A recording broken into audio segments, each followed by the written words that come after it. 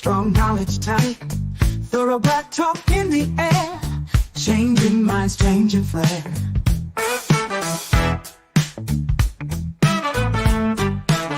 From Brother Tad to Sister K, warriors got things to say. Sister Marcia brings the heat, Brother Blacksmith keeps the beat. Revolutionary waves they fly underneath the open sky. Every word's a call to fight. Tune in, feel the ancestral line. Thursday nights, the world will see Black Power Media on the screen. Facebook, YouTube, all aligned, breaking free from every bind.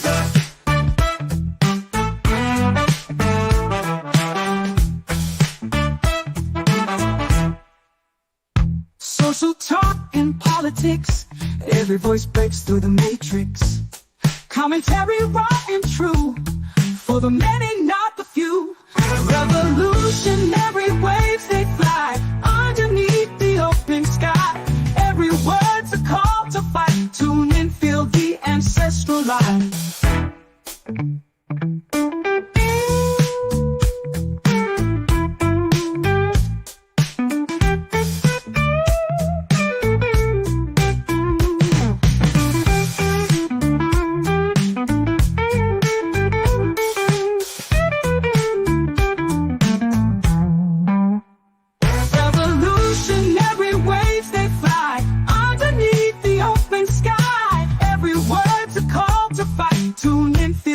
Ancestral line.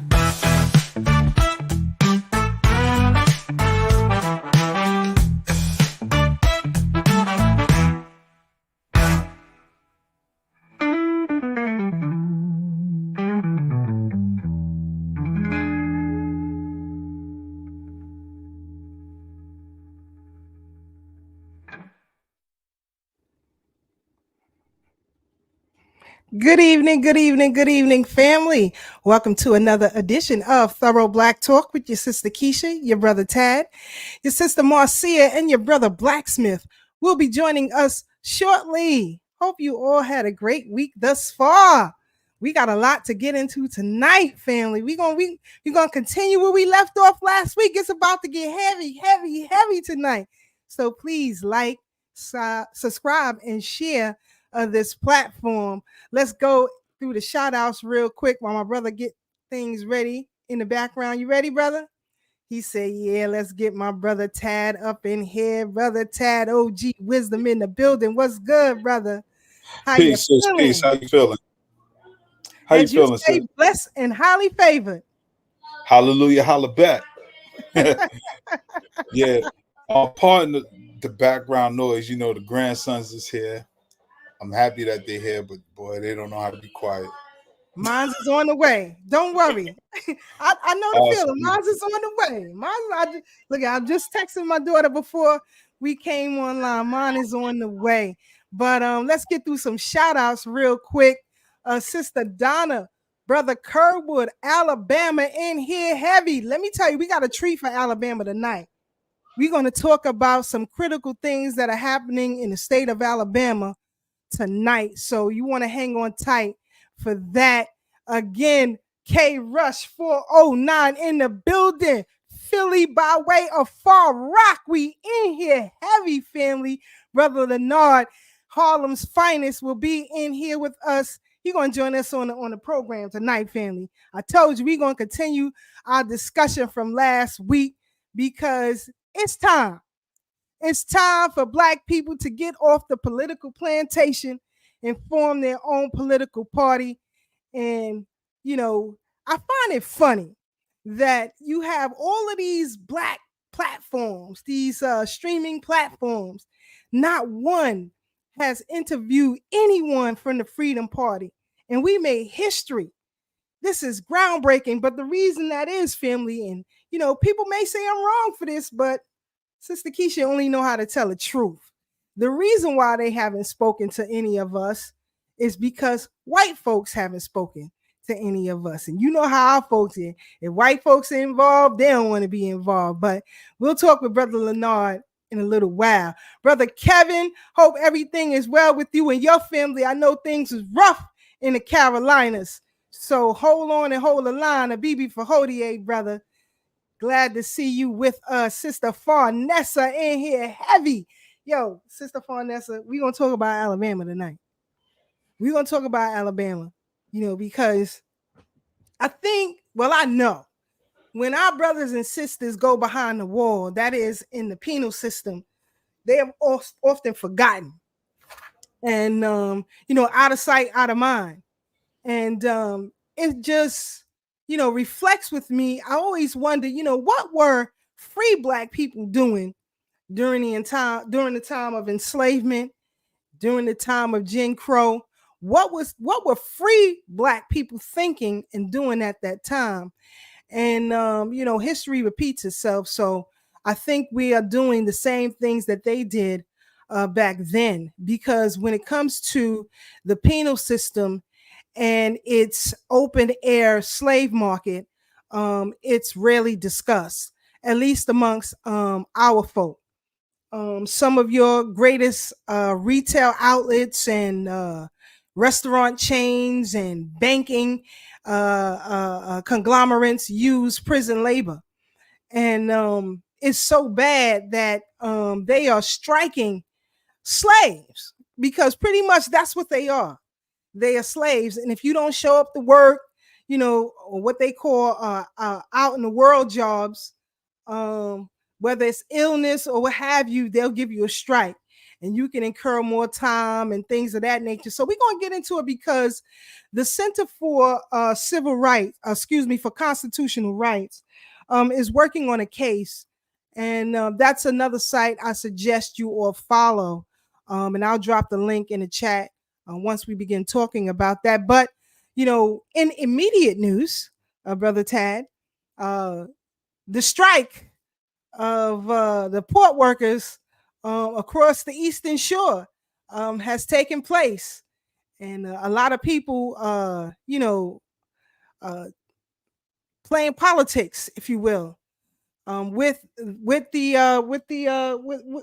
people, because this thing can be resolved in a heartbeat. But things are going awry. So, Brother Tad, your thoughts on this port strike. Are you and your family preparing? And if so, what measures are you taking?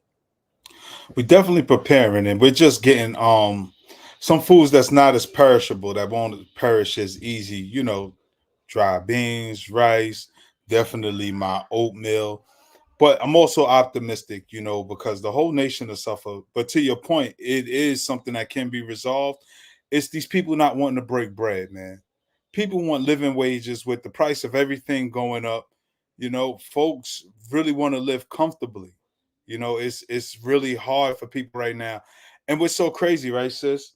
Given our group as a culture, we are constantly talking about economics, but even in the courting phase, right? Because I always think everything is relevant, particularly in the dating phase when you're trying to find somebody to mate with. This is my concern with my children, because they're in the phase, I'm out the phase.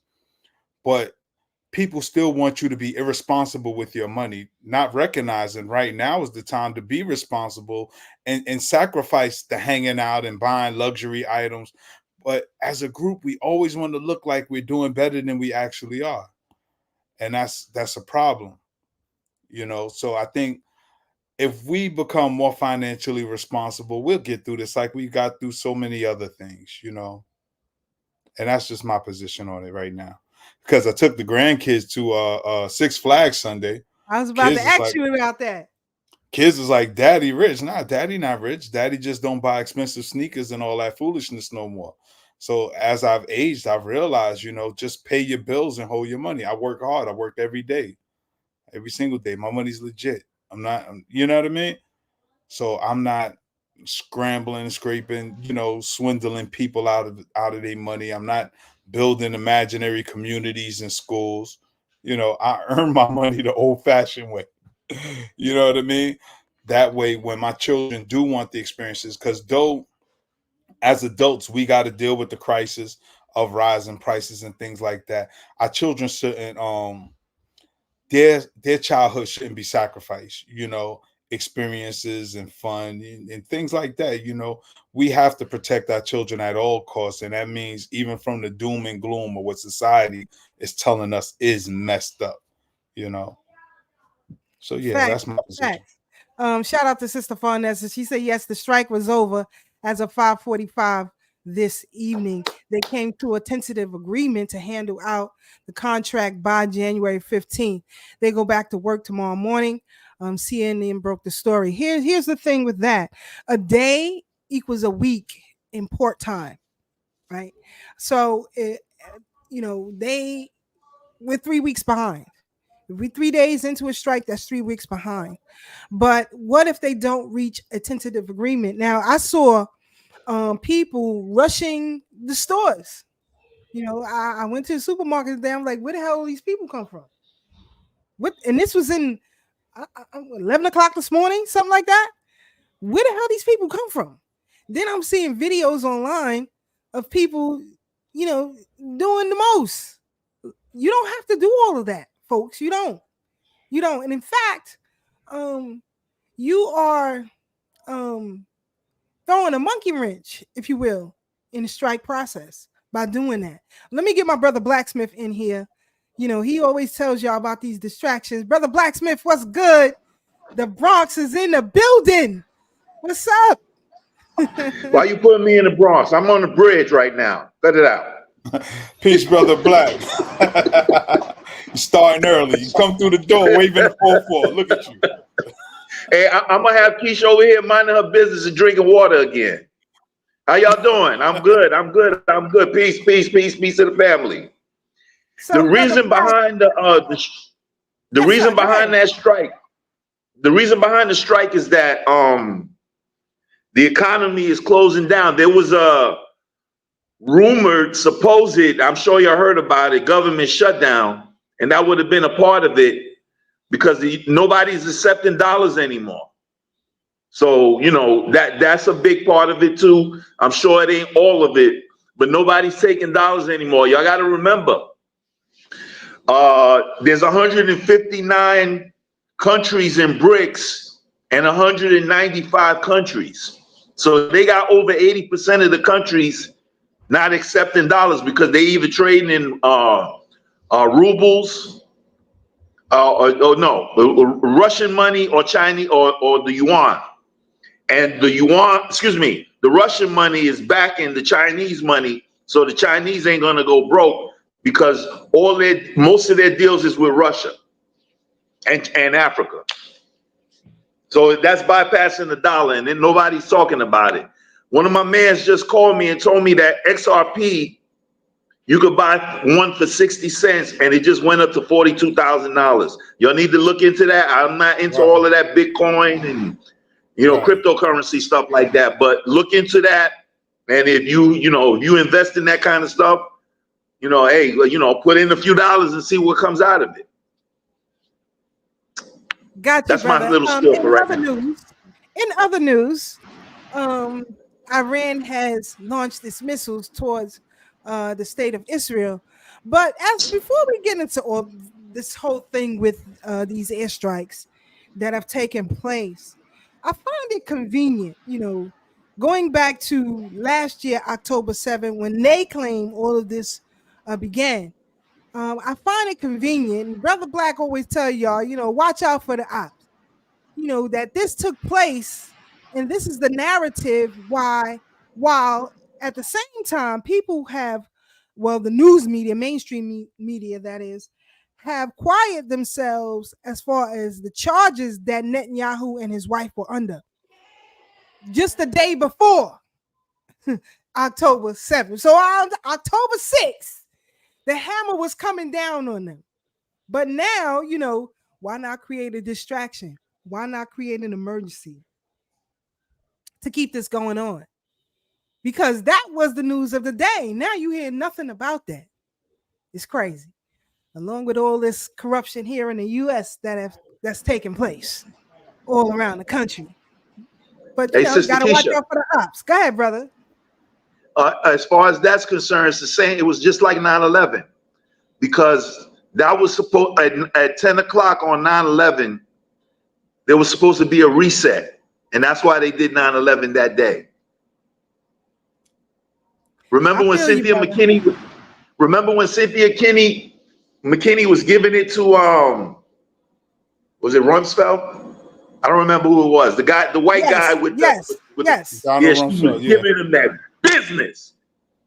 And then the next morning, 9/11. So that's what they do. They always got plan A, B, C, D, E, and F on deck for when something hit the fan, for them to do that so that everybody forgets about it. Here we go. We're on a whole nother playing field. I see Yeah. you. I feel you. But in other news, the hammer continues to come down on New York politicians.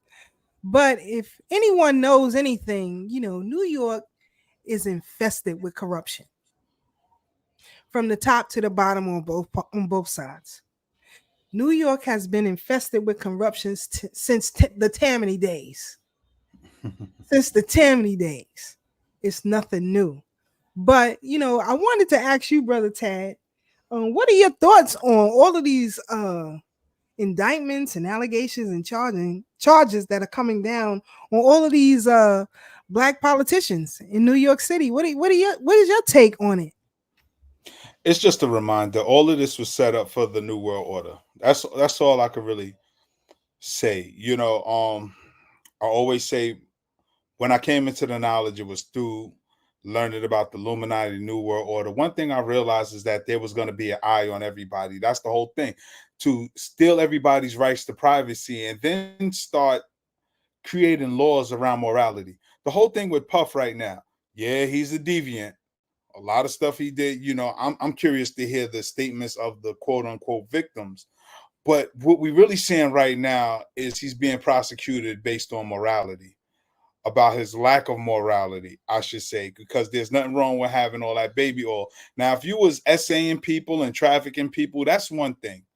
You know what I'm saying? But if you got a freak off and people are constantly frequenting the freak off, they must have the same appetite for that kind of stuff, But again, it's a morality thing that's been placed on us as a group, because these same people that are arresting and indicting all of these people are the same people that introduced them to this level of corruption. They put it in the music, they put it in the halls of politicians, whether it's city hall or congressional halls. This is the order of the day. This is the United States. We know how this country was founded. We know who founded this country. We know why it was founded. It was stolen land with stolen labor by a bunch of criminals, for lack of better words. Same thing we see going on right now with them sending the criminal migrants over here, to replace us, as Dr. Claude Anderson has said. So what I see is the plan playing out like it's already been orchestrated. If folks have been reading, all of these books suggested, this was written in books, like you said, since the Tammany Hall days, in New York's inception, from New Amsterdam to New York, with the organization of the fire departments and the police departments, with the fire departments fighting each other just for the little bit of money, to put out all the foolishness that goes on. I'm gonna wrap this up, but I'm gonna say, let's look at the culture that's promoted to black people. It's a culture of degradation. It's a culture of a death style.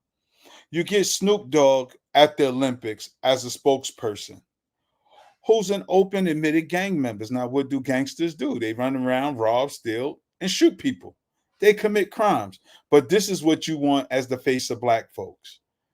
We know that's been a justification for our mistreatment by Europeans since they kidnapped us. But then you fast forward and you look at the Democratic nominee for president, who's actually the acting president right now. But what does she do? She bring out harlots. She bring out harlots, rump shakers, and prop this up as black femininity, more degeneracy. So our politicians fall into this, because even when you listen to some of them talk, when they try to be down, they act like they don't speak proper English. So they start, hey, because I ain't got no beef. Like Negro, if you don't shut the and talk like you got some damn sense, like your mother told you. But I'm insulted that everything that is supposed to be, how can I say this, indecent, is synonymous with black folks. Everything that's supposed to be low class and the lowest rungs of society, they equate with black people. And that's an insult in itself, because we're the people that built this nation. From our labor to our thoughts and ideas to the cell phones and the GPS to getting folks to the moon, if you want to buy that story. You know, we've done so much to make this nation as strong as it is. Even us fighting in wars. Why would you relegate us to the lowest rungs of society? Why? Because that's how you see us. And I always say, we have to practice self-determination. We have to define ourselves. We have to celebrate the best of us. These folks will always show you the worst of us. And unfortunately, we get a little taste of power and we fall right in line what these folks prescribe for us. They just set us up for the fall and we keep going for it. So it's not just Puff. It's not just Eric Adams. It's not just the mayors down in Atlanta and all over the place. It's black folks are forgetting what we came for. Every last one of us that is in a position of power have a responsibility to represent the best of our community and lift our folks up. And if we know we got internal struggles, we need to be honest with ourselves and step down out of positions of power. It's like the formation of geese. Geese fly in the V form. The rest of the geese fly on the point man's wings. When he gets tired, he falls back and the next goose takes position. And they all ride south on each other's tailwind. And if one falls off, let's say he gets shot or just get tired or old, one of the other geese will stay with him until another flock come and we roll again. This is how we have to do. When we messing up, we have to pass the baton, because ain't none of us perfect.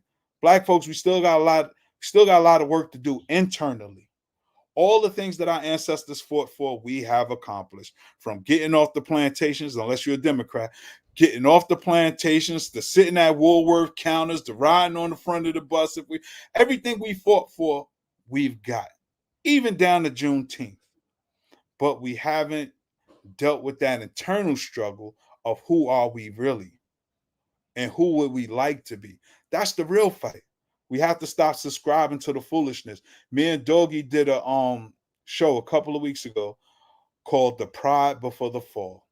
And we talked about Dame and Puff, how when people are in position of power, they riding high and you can't tell them nothing. They don't want to take counsel from nobody. But then when they fall, oh, we black, we got to stick together. Nah, dude, stay up there in your ivory tower on your high mighty horse. And that's what's going on with Eric Adams right now. That's what's going on with so many of our people. Again, we forgot what we came for.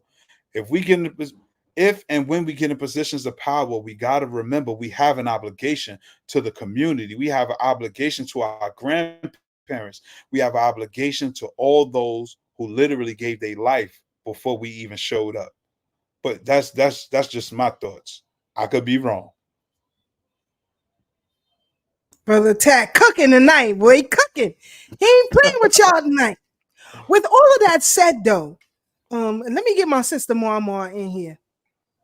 Sister Mama, Africans on the rise in the building. What's good? What's good? What's good? Peace, Sister Marcia. Peace, family. Thank you for having me here again. Hi, everyone. Everyone in the chat. Great to see you on Blacktastic Thursday. Brother Shalom, sister. Brother Tad. Shalom. You know, I went to the Brooklyn Museum last Sunday. I think the Brooklyn Museum celebrates its 200th anniversary. And they have an exhibit on display by Elizabeth Catlett, revolutionary exhibit, if you will. In particular, Black women. I think it's an interesting exhibit. I'm going to put together my images and videos that I took so that I can share with you all next week. And I might take another run over there on Sunday. But with all of this said, Brother Tad, about what's happening with these politicians today, and I agree with everything you said, especially we know what these two parties are meant to do. What behooves me is that in this age of technology, more and more of our people are waking up and seeing these parties for what they are. However, they suffer from Stockholm syndrome, if you will. They refuse to get off the plantation. And this is what I'm saying. You know, if you're really serious about your political future, you cannot think that you can continue to become doormats, if you will, for these parties. And now, you know, people are looking toward the Green Party now. They're looking toward Jill Stein. Some people are looking to maybe endorse Cornel West. I don't know. But I do know that since 1827, we have been fighting this same cause. It's asinine for us to continue this. So tonight, we're going to have some people from the Freedom Party to come and join us in about 20 minutes to talk about some of the things that is needed to build a political party, what it is that you could expect to come at you if you do form a political party, because right now we are poised to form our own party, but it takes a war chest, it takes a legal representation, it takes Black political scholars, economists to come on board. We need all of that because you are fighting a machine that invests in itself to trick its populace, whether Black, white, or whatever, to deceive its populace so that it can maintain power. And, you know, it reminds me of the Wizard of Oz or the Wiz. You know, all you got to do is pull a curtain back and see the Oz, see the wizard for what he is. A coward. And we refuse to see the duopoly for what it is, Sister Marcia. So I ask you, because you're a woman about the world, what are your thoughts as to why people refuse to get off of the duopoly? Why do you see some people who claim to be conscious, woke, or whatever it is the vernacular is today, but they still are embedded into the duopoly? Your thoughts, Sister Marcia? Well, I believe that our people are, like you said, stuck. When you are arrested or paralyzed in your thinking, you have no freedom to think of what something different would look like. So back to the analogies that I've always said, that we are in a bad relationship with our politicians. We remain in these bad relationships because we think we are owed nothing better. Or if we exit the bad relationship, we're uncertain about what the future looks like. And at least in this bad relationship, I know I'm going to eat. I know I'm going to have a roof over my head. I know my transportation will be stable. I know all of these things. Now, when you step out of your comfort zone, you know nothing. And uncertainty is something that could help us thrive. But we're too comfortable in survival mode than to think about being able to thrive as a nucleus. And another thing that I think, because I say this all the time, is that because we don't have a ethics or an axiom that surrounds us all. Because, like you say, Sister Keisha, we're not a monolith, but we are all Black. And as Black people, we should know what we want. We could think about other things, religion, ideology, all those other ideology is fine. But as Black people, where do we want to see us in the global standing? Or when the Anunnakis come, like Brother Black always tell us, how are we going to stand strong? Because they're going to still look at us as people that don't know who they are. And because we refuse to know who we are, how can we go further? So it would take, like you said, we're in Stockholm syndrome. We're paralyzed. We're uncertain about what a future would look like when we step away from the democratic or republic system. So it takes us to be brave. And brothers and sisters, it's not hard to be brave, but it is easy to be a coward. And so we got a whole bunch of cowards around us. Even those who are called our thought leaders, our political leaders, they're the first ones that show us what leadership does not look like. And we still can't see that. We'll still be like, oh, Dr. So-and-so is in town and da da da da da, versus taking the information that this person provides you and leveling it up. We don't want to level up. Sorry. I love it. I love it, sis. You know, and I see my brother Peace in the background. We're gonna bring him in about 15 minutes along with our other panelists. But I wanted to shift gears really quick, family, because a case came across my desk that is very, very interesting, and it relates to the state of Alabama and the Alabama Department of Corrections. This case involves, and I hope I'm saying these names correctly, forgive me if I am not, Trevecca Stanley, Reginald Burrell, Dexter Avery, Charlie Gray, Melvin Pringle, and Ranquel Smith. These are persons who are or were incarcerated in the Alabama Department of Corrections. And this is a case that the Center for Constitutional Rights has taken on. But and I'll drop the link in the chat for you guys to, kind of stay up with this and other cases that I think you will find very interesting. On April 30th, 2024, incarcerated individuals throughout Alabama's prison system are forced into involuntary servitude. 6 incarcerated workers represented by the Center for Constitutional Rights through its Southern Regional Office are bringing a lawsuit against Alabama Governor Kay Ivey and Alabama Department of Corrections. Commissioner John Hamm to abolish involuntary servitude in the state's prisons. They are asking the state court to declare that recently enacted state laws and policies violate the revised Alabama state constitution, which as of 2022 makes slavery and involuntary servitude illegal in prison. The labor of incarcerated individuals throughout ADOC prisons is essential to the maintenance of its facilities.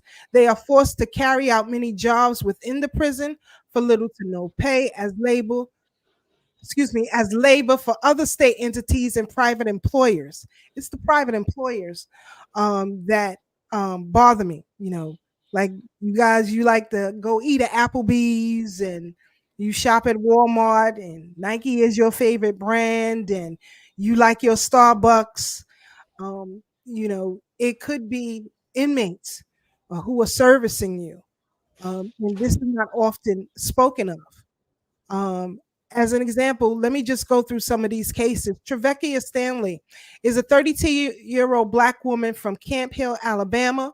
Ms. Stanley is currently incarcerated at Montgomery Women's Facility in Montgomery, Alabama. She has been in prison for 10 and a half years in total. Ms. Stanley's dream of spending time with her nieces and nephews and opening a sports bar and grill when she is released from prison. On or about February 16, 2022, ADOC issued Ms. Stanley a behavior citation for refusing to work, failing to check out of work. She was a few minutes late reporting to the van to transport her to her job at Paramount Services Incorporated.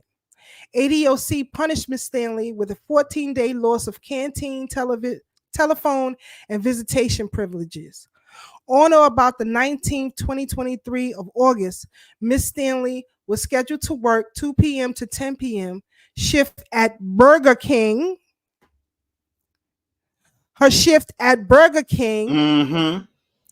A change from Ms. Stanley's usual schedule, which began at 10 a.m. As a result, Ms. Stanley did not report to the van to transport her to Burger King in time. In a response, ADOC issued Ms. Stanley a behavior citation for refusing to work, failing to check out of work. This is what I'm saying.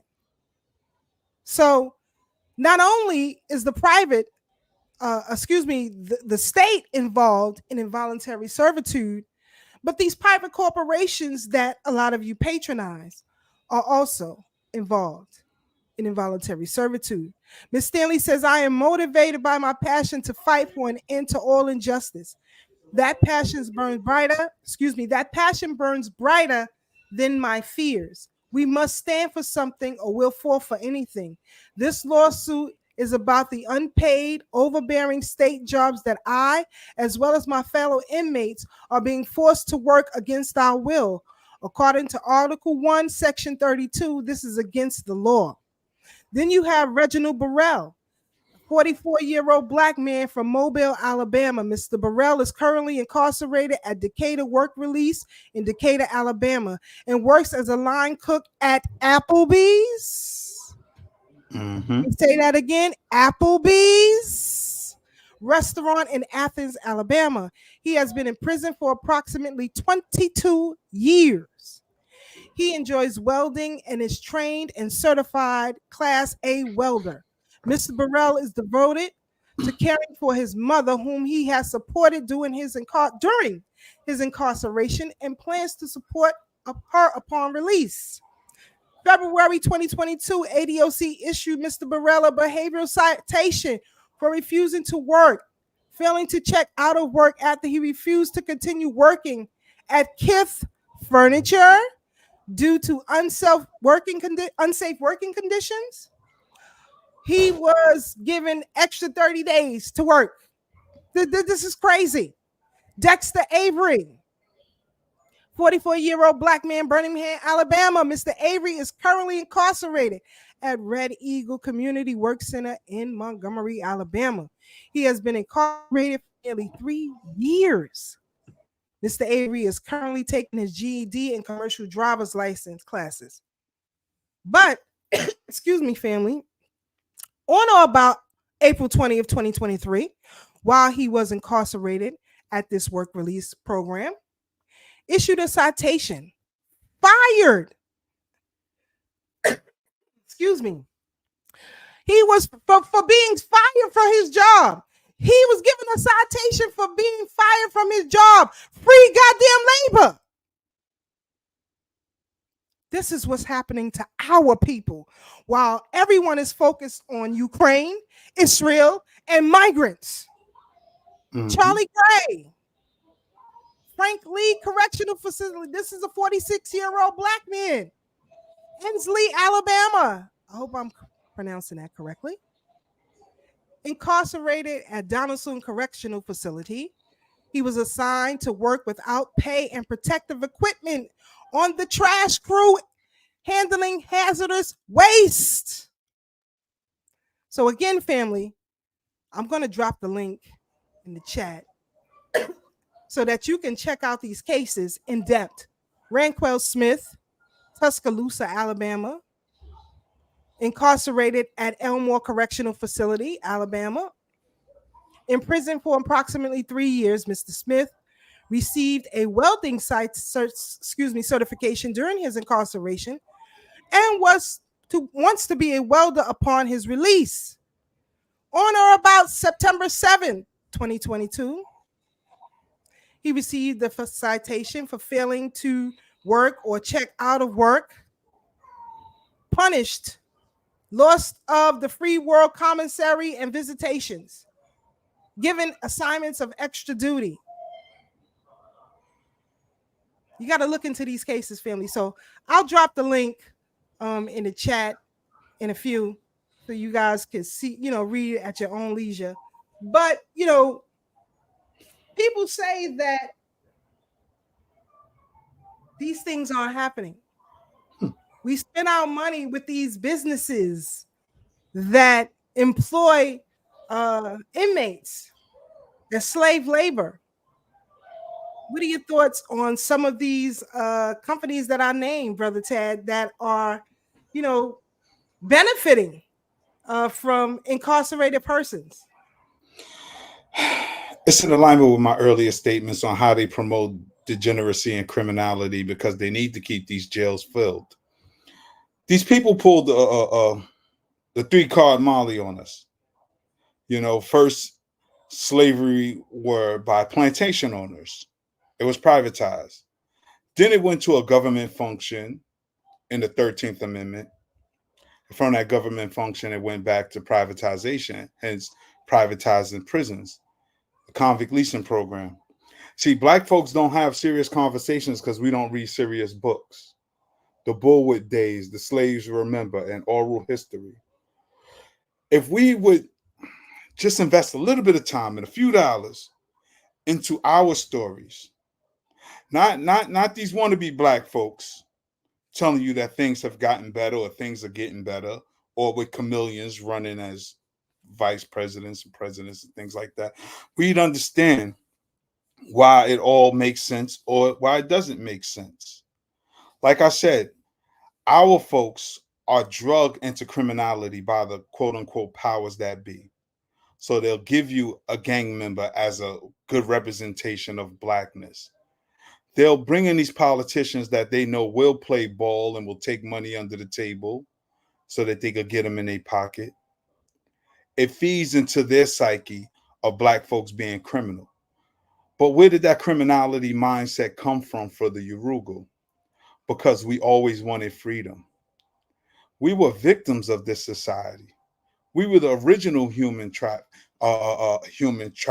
people. We were the first stocks on Wall Street. Make no mistake about it. Please make no mistake about it. And you show me any point in history where they loosened the yoke. Everything we have is because we fought for it. Not at the beneficence of this group that is still vilifying us. And this is why, again, we have to look into ourselves, the things that we have taste for, the things that we participate and we find enjoyment in is often the thing that brings us down to destroy us. What did they do on the plantation? In Frederick Douglass' book, The Narrative of the Life of Frederick Douglass, he talked about, I think the only day that the slave had off was Christmas Day. And if you were caught working or trying to earn some extra money, hiring yourself out, you were deemed ungrateful. What they wanted you to do was get drunk and party all the time. As the last poet said, and Biggie Smalls said, all they want you to do is party and bullshit. Party and bullshit. And that's what we do. So you fast forward to a Puff. He's in trouble because he went after his handlers, Delagio, a liquor company. Most of these artists that make their money outside of music make it by selling alcohol to our folks. But I don't know one person that had a great idea or made a good decision while intoxicated. But yet they still pumping it in our communities. But if you read books by our enslaved ancestors, they'll tell you our relationship to alcohol and why they always want us drinking or drunk. This is what they do. But why? Because they got sophisticated with the slave system. And now they got us supporting our own system. They got us out here claiming we not a real one if we not into criminality. If you ain't into criminality, you ain't about that life. I tell people all the time, I retired a long time ago because I see how the story ends. I've been fortunate enough to see how the story ends. But a lot of my childhood friends haven't been as fortunate because all they want is death and destruction. So as we fast forward into this election season, most people don't even know that Black Solidarity Day is always the Monday before Election Day. Why this conversation tonight is so important, things we must do. So I'm definitely getting my notepad out. We're still sitting here arguing over who's Black. And then people say, well, why does it matter if the VP is Black or not? Because when you study our story, you also learn about the Meritorious Manumission Act, about people snitching and sabotaging our efforts to be free and for us to do for self. So this is why this Indian woman is so dangerous. And this is why she is not black, because she's another Trojan horse, just like Obama was, ushered in the LGBT culture, society, because we knew we wouldn't accept it from George Bush. So they said, let's get the black men in there, who still are the same royal bloodline as so many of the rest of them are. So, you know, and I'm quite sure as we dig deeper into the Chameleon's background, she probably are the same bloodline, because they're all relatives of, I believe it was King George. I believe it's King George. It's all his descendants. So yeah, this rabbit hole goes real deep, but I ain't jumping down no rabbit hole. I just want us to organize and get our shit together. And that's that. Love it, love it, love it. We're going to get ready to get our guests in here.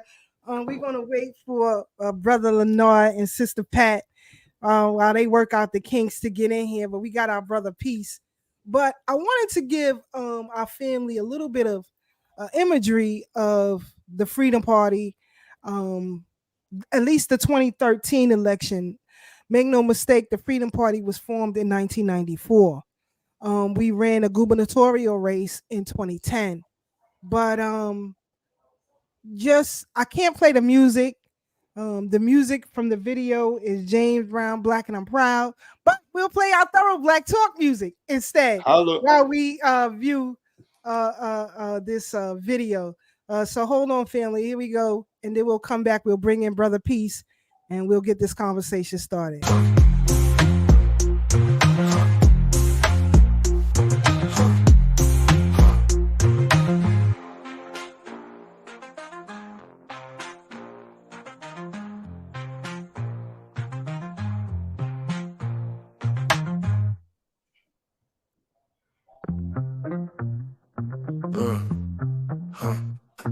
On the Brooklyn Bridge tonight, voices strong, knowledge tight, thorough Black talk in the air, changing minds, changing flair. From Brother Todd to Sister K, warriors got things to say. Sister Marcia brings the heat, Brother Blacksmith keeps the beat. Revolutionary waves they fly underneath the open sky. Every word's a call to fight. Tune in, feel the ancestral light.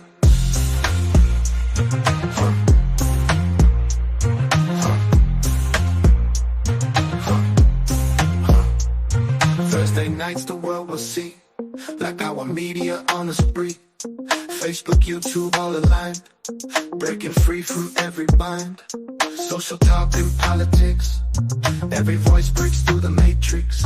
Commentary raw and true, for the many, not the few. Revolutionary waves they fly underneath the open sky. Every word's a call to fight. Tune in, feel the ancestral light.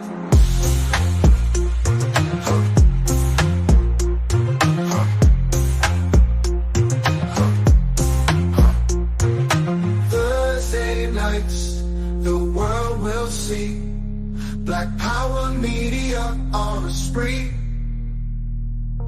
Facebook, YouTube, all alive, breaking free from every bind. Social talk and politics, every voice breaks through the matrix. Commentary raw and true, for the many, not the few. Revolutionary waves they fly underneath the open sky. Everyone's a call to fight. Tune in, feel the ancestral light.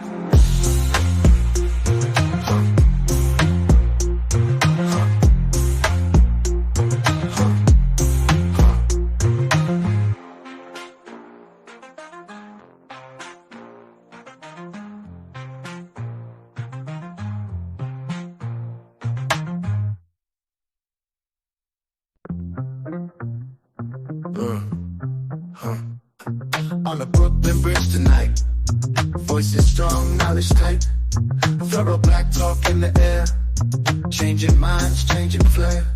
From Brother Todd to Sister K, warriors got things to say. Sister Marcia brings the heat, Brother Blacksmith keeps the beat. Revolutionary waves they fly underneath the open sky. Every word's a call to fight. Tune in, feel the ancestral light.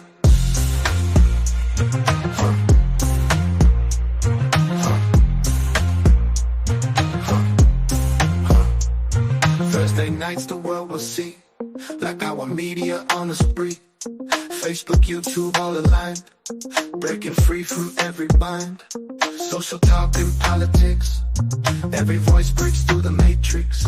Commentary raw and true, for the many, not the few. Revolutionary waves.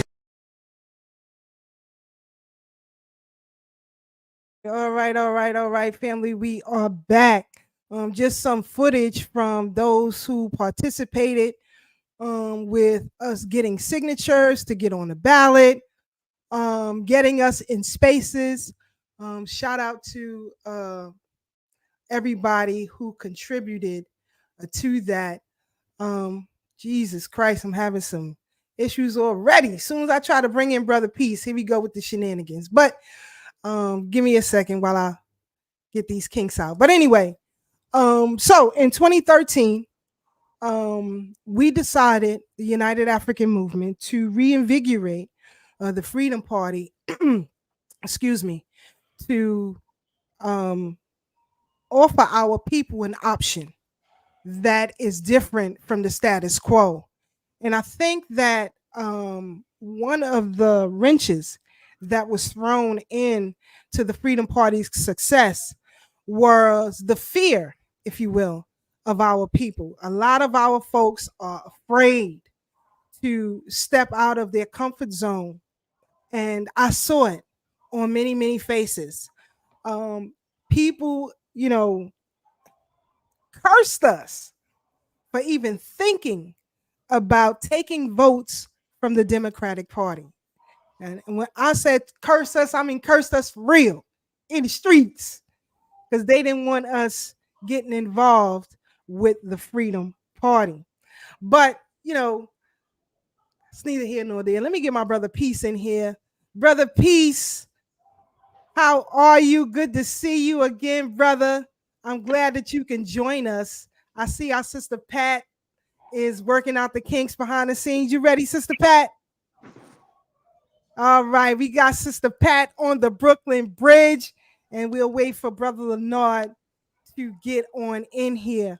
But Sister Pat, in the interim, I showed a little bit of footage of, us working in the office, getting signatures on the street, for the Freedom Party to get on the ballot. What was the energy like for you and UAM at that time as we reinvigorated the Freedom Party, as I said in the interim, which was founded in 1994? Your thoughts, Sister Pat? Oh, thanks first and foremost for inviting me on to discuss this particular topic. The energy, the energy for me, because I came up as a youngster in the political game under the guise of the Democratic parties, and having an opportunity to be a part of something different like the Freedom Party under the guise of the United African Movement. Well, that was the top for me, because that I seen that as a breakaway from the plantation. So given that, the energy was great, and knowing the numbers at the time, the numbers, what I'm talking about, the population numbers for Blacks and Latinos at the time, we had it right there. It was all in our court.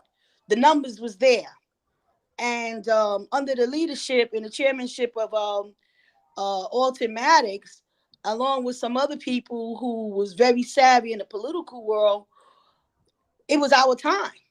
It was our time. If we had just been able to put it together, it was our time.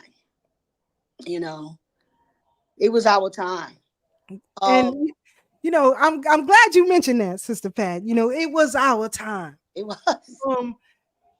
In the interim of getting the Freedom Party together, as I said, trying to get a legitimate party established, Would you tell the people what it took crisscrossing the state to make that happen? Because a lot of people don't understand what it takes to form a political party and what it is that you have to do. So if you can give us a little bit of insight of what that took, that would help a lot, sis. Sure. Okay, well, let me just say this, so we can put things in proper perspective based on proportion. Let's just say if you're just running for the city council here in New York, it's little small numbers, it's not a big district. But we're talking about the state. So you have to run on a state. You're dealing with a gubernatorial, because that's what we were trying to get the political party for, based on a state. And this state has 29 different counties. So I just want to give you 29 congressional districts for the entire state. That's a lot of coverage. That's a lot of footwork. That's a lot of, going. Now you said 29 is 29 districts and 62 counties. Yes. Go ahead, sis. This is broad. This is broad. This is not no small task, but we were able to do it. We made alliances, especially up in Buffalo. Let me just say that up in Buffalo, up in the Rochester areas, you got to start where people are going to feel you. So you made alliances with some other people, and we were able to get those signatures. It took a lot of signatures, but you got them. You got them. Crisscrossing all over the counties and stuff like that, and having your petitions. Because I know, even in my place of work, which was good, because I knew a lot of people in different counties. Don't get me wrong. When you talk about a freedom party. But let me just say something too. I want to go back a little bit, because I think that I'll be doing a misjustice if I don't start from the beginning. Initially, the term wasn't Freedom Party. We actually had UAM had actually started a party called the United African Party initially. So I just want to be clear, right? And it falls on that same thing that our brother Kwame told us. He said, Black folks don't like calling themselves African. So then years later, they redefined it and used the term Freedom Party. So I just want to give some clarity where clarity is needed sometimes. So like I said, it's getting those signatures and petitioners. We've done it before. We've done it in years before under the United African Party. And then we had to go back out there again and do it under the Freedom Party. So, these things, like I said, through the years, we saw the writing was on the wall. It was time for us to make a move on it. And that's what we did. That's what we did. Now because you ran 2 campaigns, which is no easy feat, and this is what I'm saying, unfortunately, Sister Pat, our folks have been trained to study history in one dimension and compartmentalize dates, if you will, instead of the totality of an event.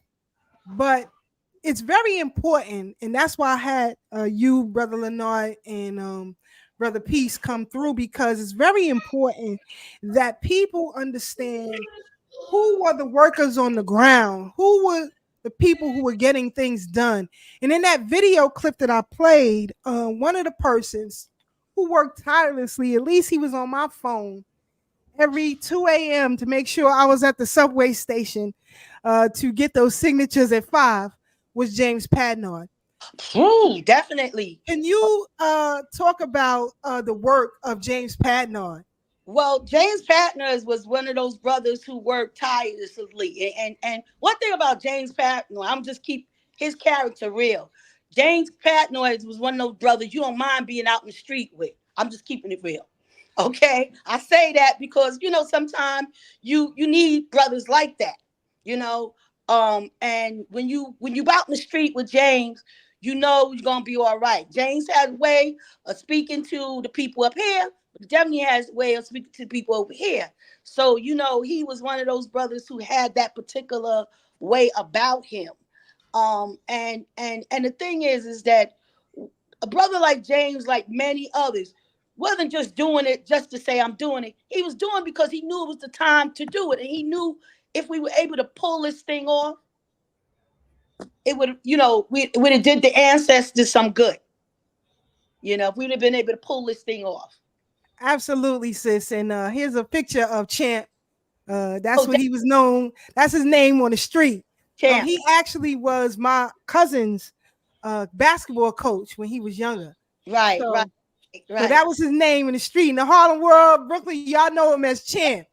You know, but Champ, and but not to move, but he was the catalyst to getting the signatures for the Central Park 7 crew. Once Brother Maddox put that edict out, Patnard just made teams. I mean, he made teams to make sure them signatures was done. You know, but give me your thoughts on that signature process for the reparations of the survivors of the Central Park jogger case. Well, I'm glad you brought that up. I was going to share with you. Let's see if y'all see this. I'm going to show you something. Now, I don't know how well, I don't know if my camera is getting this whole thing.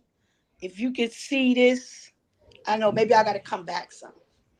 I put this here. You know, let me see if I get the angle right. I don't know if you can. We got you. Okay, all right. Just wanted to make sure. Okay, so I'm just putting that up there. When you talk about the signatures, to get these young people their monies, because you know once they was found not once we realized that the individual who actually did this confessed to doing it, it was a matter of these young people getting out. And then once they got out, it was okay, you know, what about compensation? In the early days, or in the beginning of their whole trial, you had the grassroots group, like African movement on the ground. Others joined later. They joined way after the fact. You know, it's easier to say, you know, oh, they didn't do it. You know, and then say, okay, now they're wrongfully convicted and now they need to be compensated. Well, some of those people were on the other side of the street. I say that because it's true. You know, some of them played the game that they were a wild pack. Okay? Didn't care nothing about the evidence, but here we are. Maybe we had an advantage because of Brother Alton Maddox was an attorney who actually had one of the young men as his client. So he had a better understanding of what was at play. They were standing at play and said, let that young man walk while we hang the rest of them. And truth be told, Alton was going to go back in to get that Latino kid, but he got opposition from the Latino community. So he threw up his hands. He said, "Okay, stop, sister. Hold on. We got to say that one more thing, because I want people to understand what took place, Brother Tad. I want people to understand what took place. Please say that one more again, sis. Right. Well, like I was saying, that because Brother Maddox was Briscoe's attorney, you know, and this is a very high profile situation in New York. When they see Brother Maddox come in there as his attorney, they basically come together and said, let him get that boy out of here, let him go. And then, like I said, that he was going to go back in and support. I believe it was Raymond Santana, the Latino boy. He was going to go back in, but then he got stopped, and it was like, oh no, I think he got a Latino attorney, and so, you know, like, all right, well, you know, but so those are the things that happened, that I know that happened, and as a result of it, these young men, we all know, got trialed in the public opinion, and you know, trial, but then you know, there were people, like I said, who weren't supporting those kids, you know. It wasn't until the guy confessed, Reyes guy, I believe his name, confessed and said he did it. Now these people fall out the woodworks trying to become their attorneys so they can get the, you know, the dollar sign, because that's the civil court, that's the civil side where the money gets laid out. But even then, the city was still holding these children, and Alton went up there one hand and said, you know, you already did the damage to these children, pay them, you know. Bloomberg was like, I ain't paying them. And then it was, you know, de Blasio. And then this particular thing, this piece that I showed y'all, there was a case that came out it was the individual name, white man named David Renter. And I remember this because I read this article, and he got out of jail. He served 23 years. He got out of jail in March 2013. And he filed his case in May. His claim came through in February of 14, 6.4. Immediately he got his money. While these Central Park boys were still sitting there, they would not release these children's money. And this flyer that we put together from the Freedom Party, we put it out there once again. We put it out there, we put it out there to show you the scales of injustice, once again, unbalanced when it comes down to certain people. And it was then after. I remember calling Alton it was early on a Saturday morning. I had took my grandson to football practice. It was a little tiny article in the Daily News that the corporate counsel, I think his name was Card at the time, had signed off to it. And I called him that morning, and he said, okay, thank you, Sister Pat, for letting me know. Finally, they decided to give those children that, to turn that money over to them. And this is why we have to have people come on our platform so that y'all can get the real, because y'all watched that whole goddamn documentary and y'all didn't hear any of this. So I just wanted y'all, so y'all don't say I'm crazy when I be saying it. Nah, Keisha crazy. No, I'm not. We're gonna get Brother Peace in here, and I see Brother Ray in the green room. We're gonna bring Brother Ray on the Brooklyn Bridge. Brother Peace, how are you? First of all, what's good with you, brother? And give us your feeling of the Freedom Party and what it meant to you. What was it like for you to take part in all of that, brother? Well, first and foremost, peace to all. Thank you so much for inviting me. Oh my goodness. It was liberating for me. That's what it was. The Freedom Party was liberating for me. Being part of the family of the UAM was part of my personal salvation. That's what it was. Now, during that particular time, people were confused as they are today. And the Freedom Party was a avenue which we should take, and we did take, to offer a solution to the plantation of the Democratic and the Republican Party. Now, people were scared. People were concerned about jumping off the plantation of the Republican and mainly the Democratic Party. But we saw then what we see now, that it was necessary to have our own. And only by having our own can we call the shots. We have decided that we want self-determination. And we had the right people, on our side.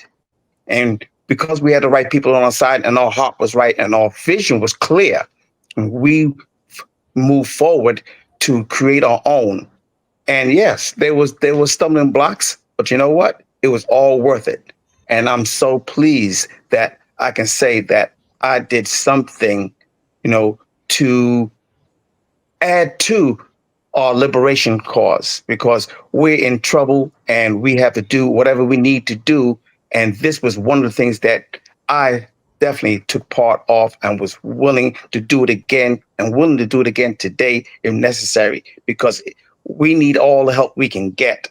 So I'm very pleased to be able to say the Freedom Party was something that will go down in history as a movement, as a strike against the oppression that we all face. And it's unfortunate that not many people are aware that something like this actually took place right here in New York. Yeah. So yeah, it was definitely liberating for me, because after experiencing so much individually and us collectively, it was definitely a upliftment of my spirit. So yeah, I'm pleased. I'm fired up. So yeah, it definitely changed the trajectory of us just being activism to real brothers and sisters, because we had to really go through some stuff. I'm gonna hold my tongue tonight. I'm gonna be good. I promised the hubby I was gonna be good. So I see Brother Ray. We're gonna bring in Brother Leonard on the bridge. Welcome to the bridge, Brother Leonard. Glad to have you black with us. Definitely. He rocking the Freedom Party as well. But Brother Ray, let me unmute him. Brother Ray, your thoughts on the overall climate of the Freedom Party. I want to ask you, Brother Ray, do you think that our people are poised now to form our own political party again here in New York? Can you hear me? We got you, brother, loud and clear. No, they ain't poised to form nothing. What's wrong with you? My brother gonna keep it 100. That's what I'm talking about. Go ahead, Brother Ray. Expound, brother. Form nothing. That was one of the best times in history. I stood out there and all in Queensbridge, Marcy, everywhere, getting these signatures, and started seeing the shenanigans right at sister's place. Woo, don't go too fast, Brother Ray. Don't go too fast. Hold the line, brother. Hold the line.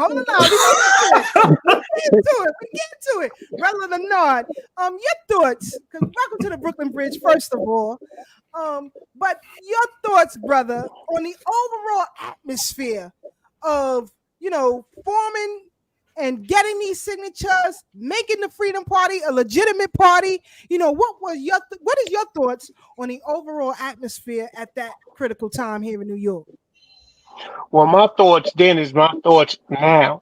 We got over 240 different parties across the United States. Some corporational, some unincorporated, a lot of socialists, a lot of industrial stuff. See, everything is politics. Everything y'all touched on is politics. When y'all touched on the president working in the different big companies, even the flatware, the cups, everything is made by these presidents for this low key money. When y'all talk about what's happening to Puffy and Biggie and all them, all them cats. When the Catholic Church was doing it, all they said was the Vatican pay them. When the Boy Scouts was doing this, all everybody said was pay them. But when it come down to us, we get all the punishment. You understand? Mm-hmm. And all this is political. Just remember, corrections is a corporation. It's on the stock market. You could buy stock. The stock go up and down on how many inmates go in and come out. The Q-ship numbers running back and forth. What's up, Sister Pat? What's up, Brother Ray? All y'all, peace to all y'all. But you gotta understand, if you don't get into the politics and you don't run your own people, that you subject for anything. It's like when Ali McLean ran for a Major Owen spot, they started bringing out people against her. You understand? Y'all saw what was going down. Listen, while we standing outside in the rain, sleet, hail, and snow outside these churches, it was like begging for signatures. People were like, well, what's your platform? It's like, hold on, we're not there yet. Can we get on first? And then you have a platform? But while everybody else is, all other politicians inside kissing them babies, you know what I'm saying? And hugging all the single women, we outside begging for doggone signatures. Getting in fights on the train. You name it. It really the gamut. Now, while everybody else is getting the doggone what they was talking about, equal airtime, having debates and stuff like that, we standing out in front of old folks' home in the Bronx. Our cats is running for mayor. We talking about big offices and all these sections. I'm talking about the controlling sections of all these different political campaigns. And they started bringing cutthroats in just to take votes. The same thing they doing now. All the gerrymandering and all that other stuff. Back in the days, the shoot machine, they could just put one wire connected to another. And when you hit one level, it goes somewhere else. Now it's all digital. That little doggone thumb drive that cop come and get when the doggone polls close, all they do is take it, plug it into another computer. So something you said real key, Brother Leonard. I don't want that to go by too fast. Come on, man. Who come pick up the thumb drive, brother? Who come pick it up? NYPD. PD. NYPD. Okay? NYPD. So I'm just letting you know, listen, man, if everything's is politics and you're not getting into the different doggone branches of government, you don't know how laws are made, how laws are changed, how laws are redacted, how things are done. Listen, read the book 3 Men in a Room. 3 Men in a Room. Learn about your PACs, your super PACs, how money moves, how industry moves, and you understand everything is political. Everything.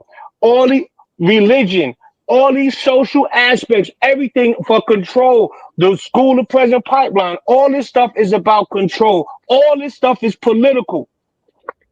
You understand? If you're not a corporation, you ain't gonna know about this stuff.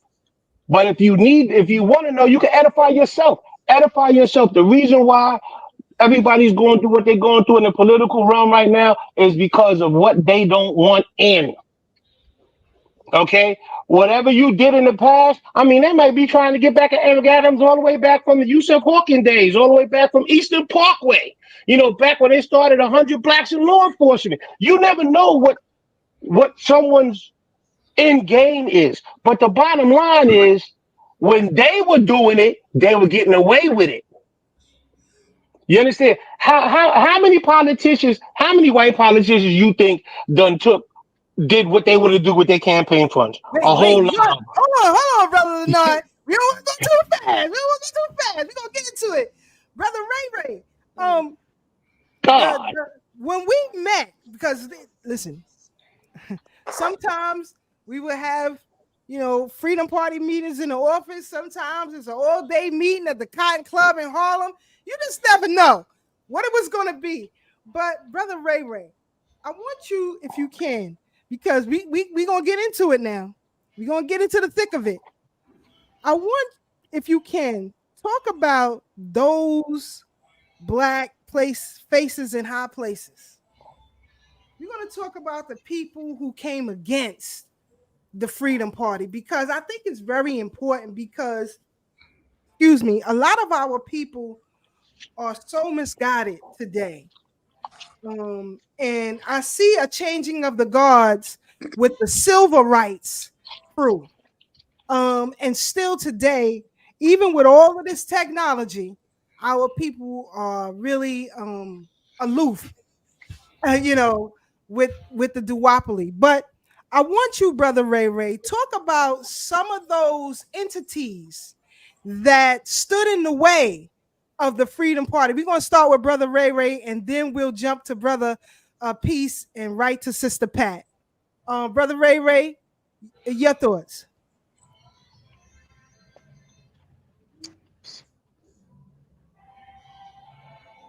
Oh, hold on, I can't hear you. Hold on, let me see. Maybe I could do it from behind here. There you go, okay. Ray. Go ahead, everything was supposed to have been originated out of the UAM. So it was a reason it was sent to Sister's Place. Charles Barron was right there acting like he was in the mix. Hold on. We can't go Sister's Place. Who are the founders of Sister's Place?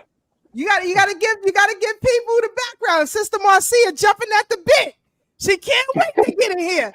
Go ahead, brother Ray. Sister's Place is D12. Right. Charles Barron, Daughtry, all of them, Carson, all of them.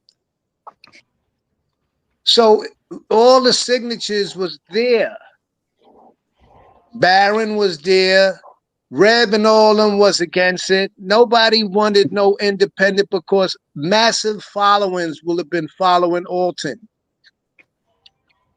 And it was a good movement in the beginning, and I was confused too, until I sat down with Amos at the office on 136th Street.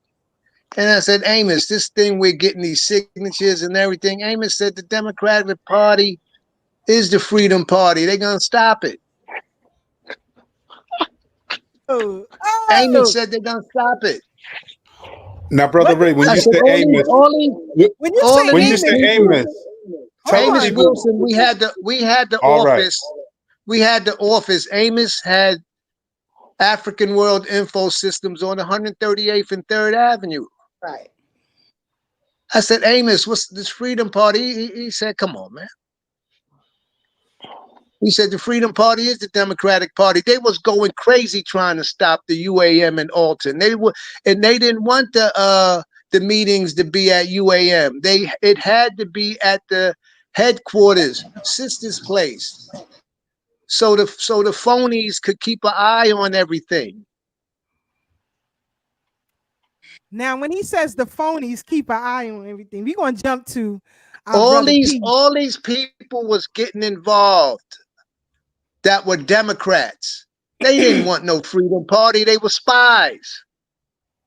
When you say all of these people, we talk about the Barons, we talk about the Barons, I'm talking about the Barons, I'm talking about the Sharptons, I'm talking about the Jeffries, I'm talking about all the people that was acting like they was with for the Freedom Party. But Amos said they are not for the Freedom Party. They are the Freedom Party. Woo! Never forget Wrangle. Hold on, sister. You don't have to look at Charlie Rain going up. It was all the whole Democratic Party did not never want no independent party. It was jackals in the crowd making you think they was for it. Yep. And they was bound to destroy it. Hold on, Ray. Hold on, Ray. Brother Peace. Now, tapping on to what Brother Ray just said, because we had some infiltrators. Brother Peace. And it seems that these people have progressed and have moved into other spaces. Let's talk about Reverend Sharpton, if you will. Brother Lamar holding his head already. Let's talk about Al Sharpton and his interference with the Freedom Party. You remember? You dropping a bomb with this one, sis. Brother Black, hold on tight. Go ahead, Brother Peace. It is quite obvious for those that have their third eye open, that really can think, critical thinking, and was around, that can see now that he played a major part in undermining the progress of the Freedom Party. No true revolutionary would have a radio station and television presence if you're for the people. That is a big sign and signal right now for those that have eyes to see that he is not for us. He is for himself. And like I said earlier about being on the plantation, when you are a overseer in the plantation, you're going to do whatever you can to undermine those that want to get off the plantation. And that's what the Freedom Party represented, leaving the plantation, the political plantation. And he was one of the main people, key player, that did everything possible to undermine all the work that was done and what we was doing for UAM and the Freedom Party in particular. And I am very much upset. But hey, that's my brother. It's a sign for those that have their eyes open and see the reality of where we are. Sometimes the enemy is not just on the outside, but the enemy within. And he's an example of that. Straight up. We're going to go to Sister Pat. But before we do, I want to know if Brother Leonard and Sister Pat, do y'all remember when Rodney used to come to the Cotton Club and he would stand up and say, I'm telling Sharpton everything that's going on in here. Y'all remember that? So, we're not making this stuff up, family. We listen, Sister Pat, your thoughts. Okay. Well, let me just jump in here where Brother Peace left off at. I talk about the undermining of the organization. It's best stated when you have the particular facts. And the facts are when United African Movement decided to want Al Sharpton as a over the model. I just want y'all to know, put things in proper perspective. That I believe was like 1992. So when we ran Al Sharpton and he got the numbers that he got, that was strategically from our perspective.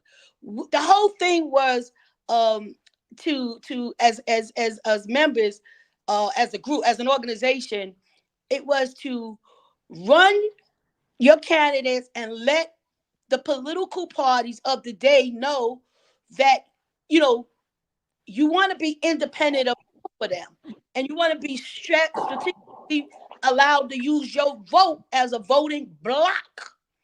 Um, this really wasn't far-fetched, because the truth be told, white man Charles Sumner told us years ago, blacks, y'all need to form your own political party, because the Republicans, the Whigs, the Democrats, and all the parties of that day, they're not gonna treat you right. So this is long overdue. Coming out of the Fannie Lou Hamer, create your own political party, and then they all would have to take heed to what you're saying. This is the idea. That's what it was all about. However, let's use the word however, once Al Sharpton was ran and he got the numbers he got, they didn't want to use that for the organization. He used that for himself, for personal gain. The same thing that Charles Barron did, which is what Brother Ray was saying. Truth be told, Charles Barron really wasn't even the person we wanted to be the candidate for the Freedom Party. That's right. Let me just say this: the original candidate for that gubernatorial race was Michael Graves. Michael Graves kind of said, you know what? If you can't find nobody else, I'll run. That's when Charles Barron threw his hat in there. But he did that to undermine what we were doing. So what Brother Ray said, and what Brother P said, and what Brother Leonard said is the truth. That's the actual fact. And let me go one step further so your audience can have an understanding. He was a Democrat. And then he went in there claiming to represent a different party. One of the city council members, if my memory is a little clear, I remember his name was Felder, basically was going to bring him up on charges. Because you can't be part of the Democratic Party and then claiming to be representing another party. But because he really wasn't going to represent the Freedom Party, it was only to undermine us. They didn't bring him up on no charges. So this is all the reality. This is the real story that nobody's going to tell you unless you got the players who was there. This is what I'm talking about. Any questions, Brother Tab, before we move on? Because this is getting hot. No, I'm first of all, I'm just happy to see everybody here. Brother Leonard, Sister Pat, my brother Peace, Brother Ray. I'm definitely happy to have y'all here. And I'm just really taking this all in, because thinking about my early development into activism, meeting these people. The first organization I joined was actually D12. I was brought there to Dr. Khaled, and I've had several meetings with Charles Barron, gave me a lot of information, things I didn't know. And this is all just things I did not know, which is good to know, because I've had conversations, in-depth conversations with a lot of these people, truth be told. Things I won't talk about on air. We could talk about off air, and I'm quite sure many of y'all know, because y'all still teaching me so much right now that I'm just taking it all in. And I think this is the perfect time to having a reemergence of the Freedom Party. Sister Pat, when you say, can you answer one thing for Brother Tad? Where did D12 get their name from? D12 got their name from December 12th of the year that Tawana Brawley was raped. We were all up there. That's the day. Yep. That's the day they came in to this. You understand? Right. Upstate New York. On that particular date, it was a rally. Like not one can say a rally, but it was a get together for this whole thing about the young girl who had got raped by, as things would turn out, to find out they were police and DAs and so on and so forth. But that was the date. And, right. Strategically, Brother Maddox, who, if you let Brother Maddox tell the story, it was Sonny Carson, who pretty much kind of like twisted his arm to take the case, which he did take the case. But the reality is, there was no D12 prior to that. They never, they were no organization prior to that particular date. You understand? They didn't have an organization. Right. That's the story I was told by them. You know, there was a rally that they were part of on December 12th, and they just decided to keep moving forward. Yeah, but this is they have outrage. I just want to say one thing, because brother, Lenon made a statement about Ollie McLean. When we ran Ollie McLean in 2006, the whole thing was to keep that congressional district black, okay, because no other blacks was running. It wasn't until we did that and Yvette Clarke wound up winning. But prior to that, a guy named Yancey, we had a whole stop Yancey becoming the congressional person. So I want y'all to know that, you know, we did that to make sure he didn't get the job. So that was done strategically. That's what I'm talking about. Sister Marcia, any questions before we move on? So like Brother Tad was saying, you know, I've been privy and privileged to sit with elders and have these political conversations, as I had once embarked on a political career. And a lot of understanding was given to me. I've heard different stories on the forming of December 12th than others. But needless to say, they are here. They were here, and they, you know, and their tentacles branched off and created problems in many other districts around the 5 boroughs. So I know what happened here in Queens through members of December 12th. And again, we are thankful for the positions elders have taken, but we also must be able to check positions that hinder our growth. And so each of these organizations have had some impact that makes us paralyzed. And I'm thankful for this conversation. So hopefully more brothers and sisters will become unparalyzed and be ready to move, because movement is what we need. Freedom, pardon. Yes, indeed. Brother Leonard, you know, I want to talk about, you know, because a lot of people who were around in the beginning have transitioned. And one of them being your mom, who was UAM songstress.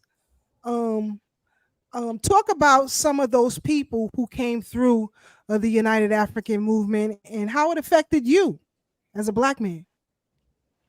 Oh man, my mother had many friends, so you know I had to be shared.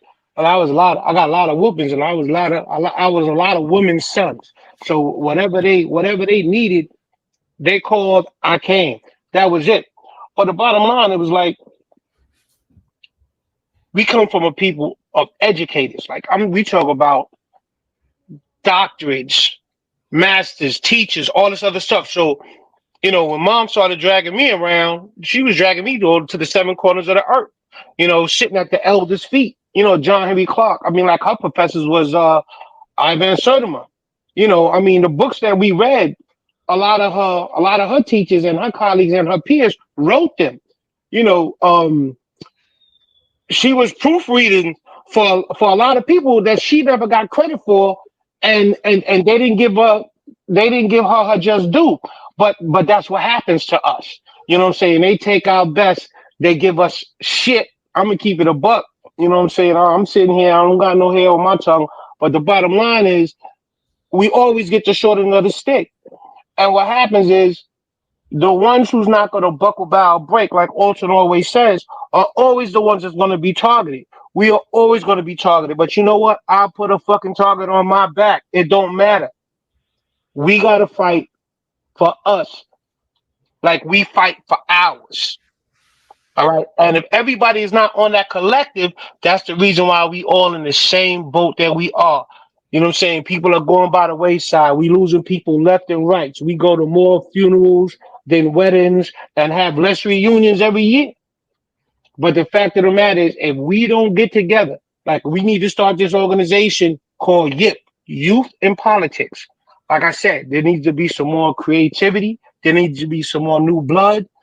I mean, the games is being played, the rules is being broke, the things that's going on. It's not doing anything for us but hurt us. And the only way we're gonna get up out of this is by getting something together, by putting something together and getting these youth, get them off these screens, get them into the technology, but off these screens and get the boots on the ground. Facts, brother. Facts, brother. I agree 100%. Excuse me. Sister Pat, going back to the campaign, because like I said, that was a monumental feat. You know, I saw the stress, but you know, you kept pushing through and doing what needed to be done, being campaign manager for both Michael Lloyd and Michael Graves. Give a little bit of an insight, because people today, Sister Pat, they say, well, why don't y'all just start it up again? Yeah, where's your war chest? Where's your attorneys? Where's your economists? Where's all that? We did this on a shoestring budget, and it's problematic when you're fighting a machine. Give the people an insight of what it takes to run a campaign. Don't forget the backbone. Okay, let's just say it. And in response to that, that was the 2013 Freedom Mayoral city race for Michael Graves as the mayor and Michael Lloyd as the public advocate. So we're talking about the city of New York, the 5 boroughs. You talk about a shoestring budget, no budget, you know. But I'll say that, and I'll say that for a reason, and I'll try to make a relationship to what's going on with the mayor of New York now. See, unless you, you know, the Kool-Aid, the lemonade stands, and back in the days, the fish fries, trying to get your candidate on board, people are not doing that today. So you're out there. If you decide to take monies that you shouldn't take with straw voters, you're going to get in trouble with campaign finances. We weren't looking for any campaign matching funds. We couldn't get into that trouble. We couldn't get into that type of trouble. But you really have to, in order to have success, and I'll be honest with you, in order to be successful, you need money. You need money. You need people who are going to volunteer for no money. Because even, you know, literature costs money, you know, and at your best, when you have the best volunteers, that's good footwork, but you do need money. And big campaigns run on television ads. We had none of those things. I think we were able to get our candidate once or twice on the radio, but that was after, you know, basically cursing those people out. You know, come on, why wouldn't you allow the candidates to be on the airwaves? Some of those airwaves, family, your ABC, NBC, CBS, when they had all other candidates on there, I think the only platform they were able to get on was New York One. Yeah, that's it. That's it. New York One was the only one. And I think Brother Leonard went with the candidate there that day. And I think they had another individual whose name I won't call, some comedic guy that they put them up against. But even on the radios, you know, black radios, what they claim to be black radios and black hosts, they weren't giving them any support. You know, they weren't giving them an opportunity to put their platform out there because, once again, you mean WBAI and all of them wouldn't, you know, give them no love? None whatsoever. What's the one in the morning with name? The name escapes me. The Sunday morning show. You know, the one that Al Sharpton tends to be on all the time. BLS. Clotheslines. You know. They weren't open that day.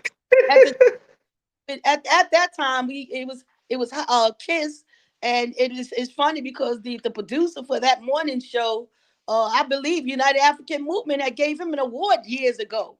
You know, yes. You know, You know, it's a lot of come back, recognize certain things for what they are. Some of the You producers. talking about James M. Tume? No, and Tume was dead. Now, I'm talking about the brother who actually produces Oh, this. There's the guy. He's still on now. Fatim Muhammad. Yeah, there you go. I was getting ready to say he had the Muslim name. We had That's a it. huge argument too, but that's Yes, yes. another story. You know, it's they wouldn't give out candidates of those things. And like you said, we went to the churches, and some of these churches, nope, they don't want you to be on their platform. But they let anybody else, you know. It really was undermining us. And we talk about unity and black folks. Wait. You mean a black church would not invite a black political party to speak at its pulpit? Let me just say this. We sent major letters on top of letters on top of letters to all of the churches up and down the 5 boroughs, letting them know the platform of the candidacy. Not one church responded. Matter of fact, one church did let us in. It doesn't exist anymore. It's the church that they had Malcolm X funeral at. I think they demolished it now. But Yes. I believe it's demolished now. But we had an opportunity, small little church. But all the rest of these churches, nothing. And this, Sister Pat, is where the 501c3 conversation comes to play. As long as these people are getting funded by a government entity, they cannot accept you to come in and talk about freedom. They have to abide by their man. They need the money from the congregation so that the 501c3 can match their money. You talk about matching funds. We don't talk about matching tithes that churches get from 501c3. It is deep, the level of corruption that started under Bill Clinton. This whole debauchery started. The year Freedom Party started forming itself was the same year they started forming those 501c3s and those bylines of what you can and cannot do as a religious entity. I want to talk about, because we running out of time. I want to talk about the Democrat Party and Andrew Cuomo. As it relates to the Freedom Party, because it seems that I've heard some mumblings that he may throw his hat in the ring to be mayor of New York. And black people have this nasty habit of voting name recognition. They do. Continuously against their own interests. They do. I would like, if you can, you, Brother Leonard and Brother Peace and Brother Ray, give briefly what it is that you know or have heard as it relates to Andrew Cuomo and what happened with the Freedom Party. I'll go last.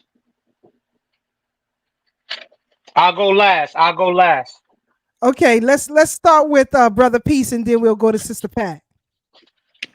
Andrew Cuomo has always been someone that has been against UAM and specifically Alton Maddox. So he has been a troublemaker for black folks. And he's just trying to take advantage of the gap that is available right now in the political scene. But he's always been a problem. And it's unfortunate that our people really don't know the history of him and how he has been a problem in the past and how he will continue to be a problem if he would get into the seat of power. So he's a no-no. Again, it's all part of the plantation that we need to get off, period. So regardless of what name, black or white, if they're on that plantation seat, it's not going to work for us. Our interest is not going to be addressed straight up like that. Brother Ray, your thoughts on what interference, if you will, Andrew Cuomo initiated into the Freedom Party's aspirations?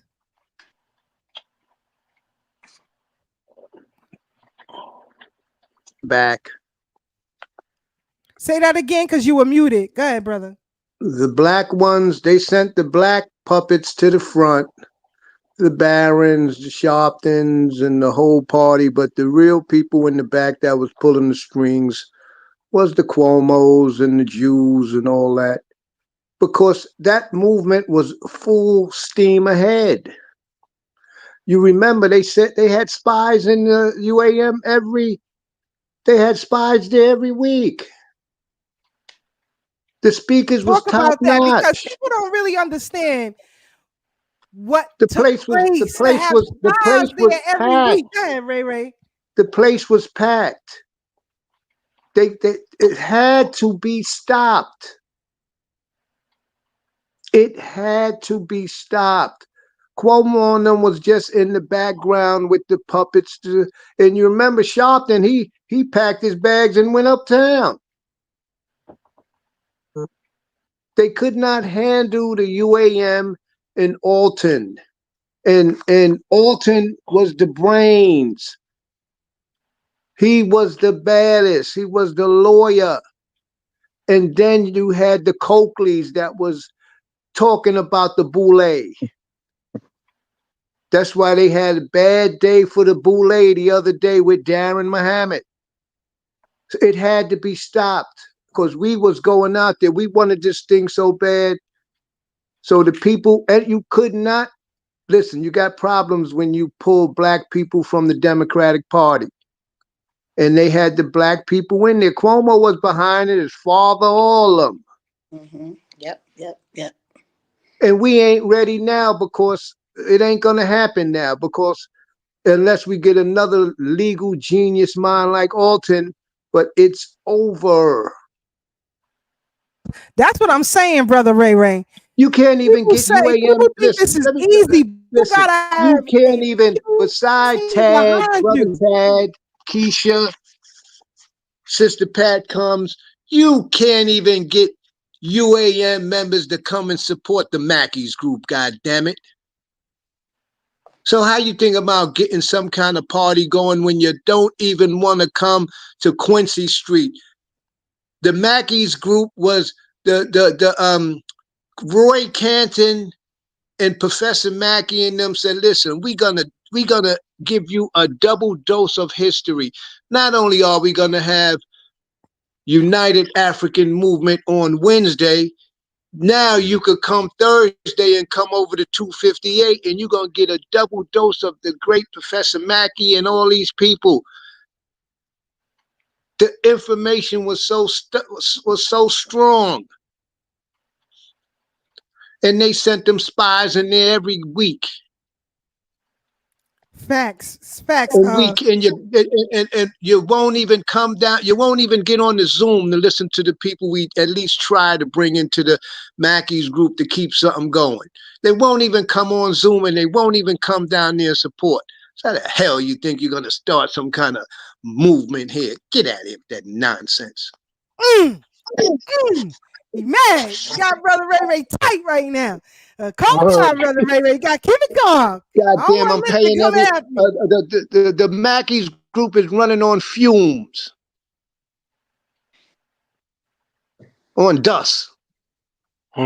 Thank God you know what I'm in. If I wasn't into what I was into, you know we wouldn't even have the place. Facts. Brother, Sister Pat, your insight as to the interjection of Andrew Cuomo and his shenanigans with the Freedom Party, if you can expound upon that. Well, once I heard his name pop out there, and it popped out there, mind you, he had just came off of that thing about them having some hearings about his mishandling of the nursing home death. But you made the statement, people do attach names because they will say it was a familiar name. So, a familiar name, sometimes just jump on it. But I'll just say, Andrew, just like his father Mario, don't do black folks no good.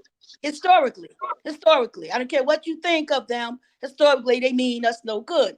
And they will, in fact, undermine anything you think that they thought the blacks was trying to up the plantation. They'll drag you back on there. So, as far as I'm concerned, I have no intention of Mario Cuomo with the rest of them. They're all the same to me. Not worthy, because historically I know what they've done and I know what they do.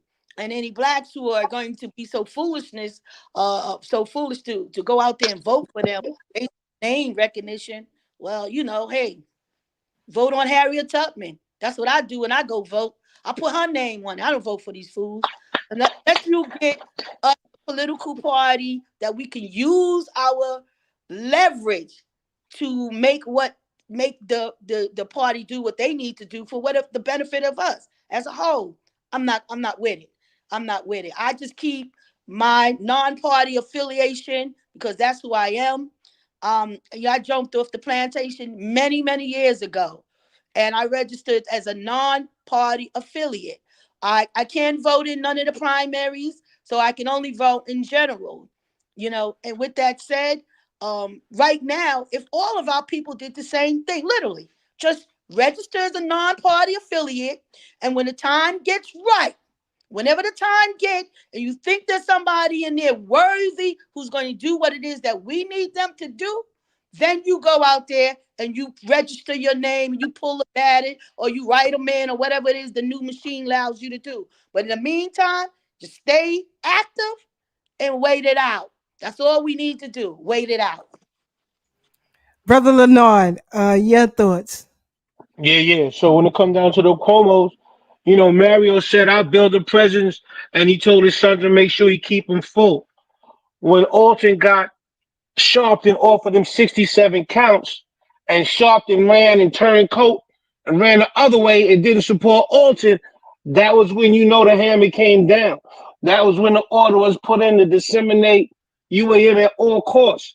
You know what I'm saying? Hit him with all the professional saboteurs and provocateurs. I mean, you remember when we was at the Dempsey, you know what I'm saying, how they used to come and try to bum rush the Dempsey, and we shut them down. I mean, they couldn't come down the middle, out of side, out of nothing. Then they started sending the doggone fire department marshals and stuff like that, talk about we was overcrowded and everything else. And we was like, yeah, okay, well, fine. Everybody sit down. And then that's when we started broadcasting stuff out in the lobby. But we always had to sidestep everything they did. And we was always 2-3 steps ahead of them. That's how come we were so bad. And it was like the men did their job. The women were tough, but the men did their job. You understand? So I mean, I look at the black family, and none of us on the screen right now, but black men, where are you? The women are always there. Let me tell you something. Let me tell y'all, I'm talking to the brothers right now. Word up. Take your hand, grab your balls, put them in your hand. You know what I'm saying? Find your cojones, for real. Because when I call my sisters, when I speak to the women, they there. They there. Where is the testicular fortitude? For real, yo. For real. I ain't lying. I mean, I ain't talking about none of my men on the panel. You know what I'm saying? But I'm talking about all the black men in the world. And I'm not just talking about the US of A. You understand? Because this is a global thing for me. You understand? This ain't about the US of A. This is about black men. All right? That's all I got to say. That's all I got to say. Peace. Family, I definitely appreciate y'all coming through and educating our viewers and listeners on the incredible Freedom Party. And for those of you who are watching, I would implore you to reach out to your other podcasters and streamers and ask them, why don't y'all talk about the Freedom Party? Why haven't y'all interviewed people from the Freedom Party? Because this story has to continuously be told. That's the only way we can permeate this Stockholm syndrome that our people suffer from. Our people believe that it can't be done. But we're here to tell you it can be done. But you have to have the right pieces on the board to move and play this chess game, because it is a chess game. And if you think that they just gonna leave you alone just because you good and want to follow the letter of the law, you think they're gonna leave you alone, you got another goddamn thing coming. Brother Ray already told you what it is. Brother Leonard already told you what it is. Brother Peace already told you what it is. And Sister Pat flamed through and came through and told you what it is. So I don't want nobody to leave this platform confused. And after this broadcast is done, please share it. Share it with your fellow podcasters and streamers, because the story of the Freedom Party has to be told. We are not ever going to win playing with this duopoly. So we've come to the end of our program. I thank you all again for coming in. We got to do a part 2, because I didn't even get to the list of my damn questions over here. You know, yeah, definitely a part 2. Because y'all already know it's a lot that people don't know, even in the video, you know, that I showed. You've seen some of the people then and now. One of the persons in the video, Mrs. Salam.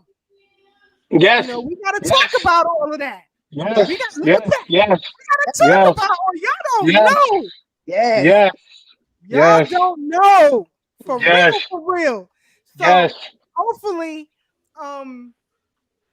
not too long. I'll talk to you guys offline when we could come back and continue this conversation, because I know my panelists also have a lot of questions. You know, Marcia, she be getting hot. Her ears be burning. You know, Brother Black, he over there. We keeping him regulated in the Bronx where he belong right now. But you know, it's a lot. K-Rush say, yeah, definitely a part 2. We're going to make it happen, brother. We're going to make it happen in the next couple of weeks. And again, I want to give shout out to the History Hitman. He was unable to come. And those of us who are UAM members understand why. So we'll leave that there.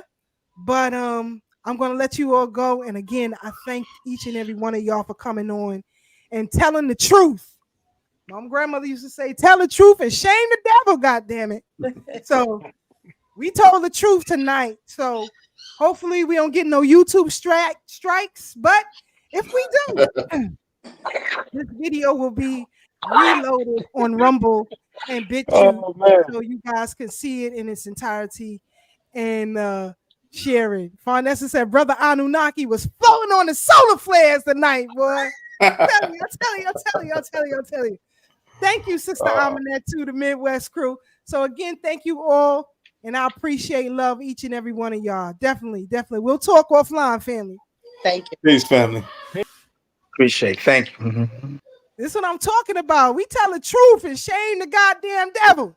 So we've come to the end of our program tonight, family. We got to come back on the Brooklyn Bridge and continue to tell these truths. But Brother Black, your final thoughts and comments. Oh, great show, Sister Keisha. I appreciate being on it. Oh man, great commentary. Great, man, this is why I wish I had money, so I could just buy the cameras and say, let's figure it out and do it our damn selves. And this could be a big part of it. This show, just this show right here, would be the part 1. Lovely show. Thank you again. Thank you, Brother Tad, Sister Mama. What's up with this protest in New York right now over that dude getting shot up and a whole bunch of other people too on a train today or yesterday? Y'all heard about it? Yeah. Is this something that just move on? Sister Keisha seems to have been frozen for a second. I think Sister Keisha's frozen. I will say this much. This may be the second or third shooting by a police officer to civilian for $2.90. And if that's the case, yeah, that's crazy. This is the state that we live in. And because our people aren't getting together, is going to be causalities. We just heard from the Freedom Party. So we just need to get our ducks and T's together and start doing business. But are you done with your commentary for tonight? No, I wasn't. I'm going to be quick. I give you another minute and a half. We need one question or something I never hear most content providers ask themselves or ask their panelists is, when you break this system down, now that it's all being exposed, whether it's the entertainment, politics, all of the 9 people activities, okay? Really think inside of yourself, and maybe because we here are a little higher in vibration than others, we know the answer to this, but align that system, whatever that I just talked about as far as 9 people activities, and ask yourself, what is that system based off of? And you have your answer as to who they are and why you should be aware who they are, so that either you're participating knowingly or you don't know, and so you just go blindly thinking that the people that are doing it are the creators or originators of it, and they're not. Okay, that's done. Next, this is the Babylonian system. We got the X flares coming out. Sister Marcia just mentioned it a minute ago. There's radio outages. I haven't experienced any, but you know, places where the internet patching ain't so great, like Africa, maybe certain places in South America, Eastern Asia, and all that, may have had outages. I didn't really check on it today because before the show came on, I was really busy. And the last thing I want to cover is all of these industries. I started the show telling you all about XRP and the appreciation of it or whatever. But all of these things are all dismantling and collapsing on itself because the system is over. Alton Maddox used to say, we as a people are always going to be the underdogs, and to a larger or greater, lesser degree, Claude Anderson, is because we don't. Alton used to say this all the time. Black people need to get a political education, and we refuse to do that.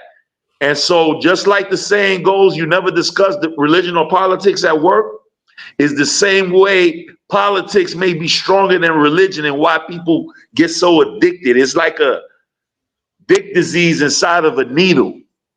And you can't shake it because you've been getting it since you was a child. Some people call them vaccinations. I'm done. Peace. Sister Marmar, your final thoughts and comments. I don't know how this Marmar got stuck, but I'm gonna hold on to it for a little bit. Brother Ray. That's I know. That's the BK William back history club. He did it. We were at African Arts Festival, and he was like, Sister Marmar, and then all the little people he was with, I was like, okay. But anyway, thank you very much, Brother Ray. I like affectionate names. But I'd like to veggie on Brother Black with wait, hold on, Sister Marcia. You ain't defend me from everybody calling me Brother Anunnaki. Because you are. I'm sorry. That is who you are.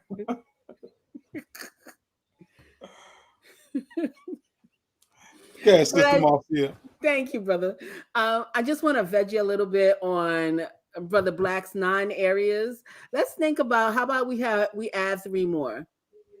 We have fashion, health, and food that is constantly being attacked. These are present day things that people can really relate to.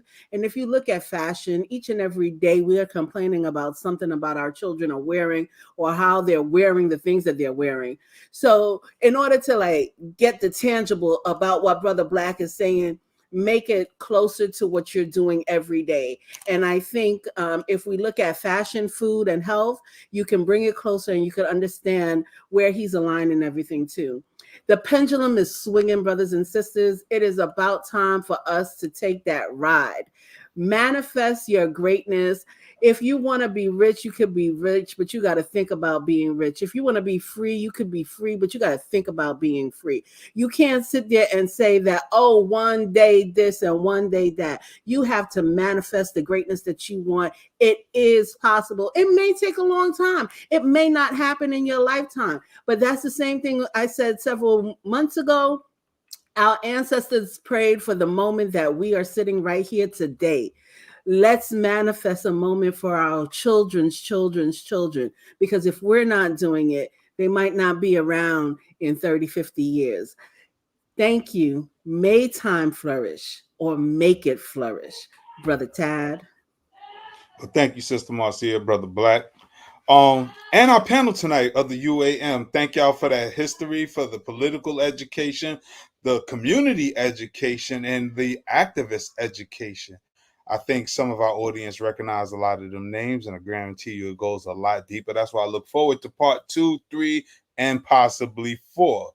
But family, hopefully you are inspired by something you heard tonight. So it's your turn to go out and inspire others. So y'all stay up, stay blessed, stay true, and remember, no matter how hard things may seem right now, there's always better days ahead. Sister Keisha.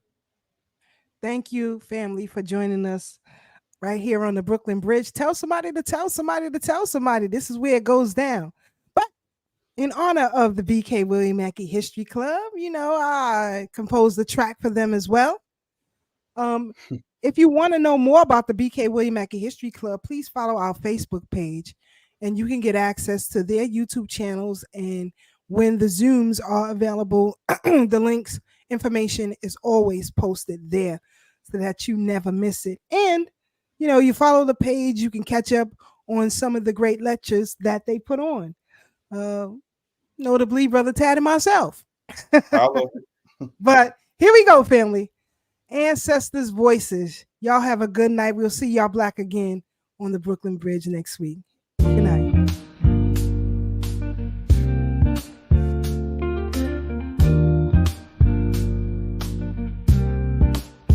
History echoes strong in minds so pure and brave.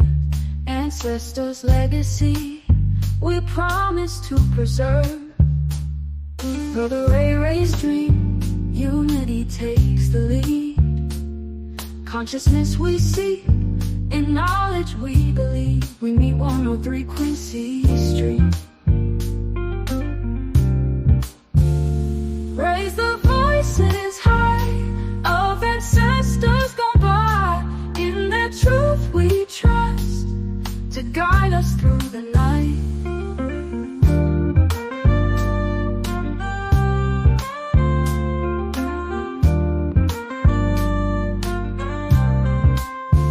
In a circle we stand, hand in hand we grow.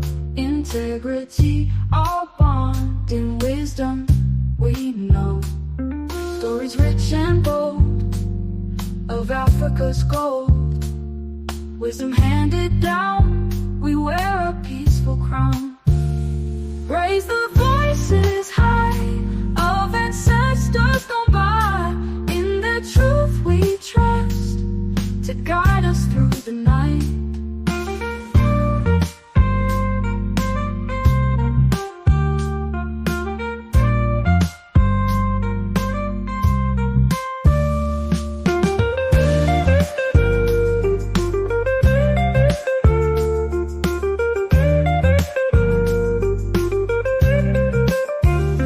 Raise the voices high of ancestors gone by. In their truth we trust to guide us through the night.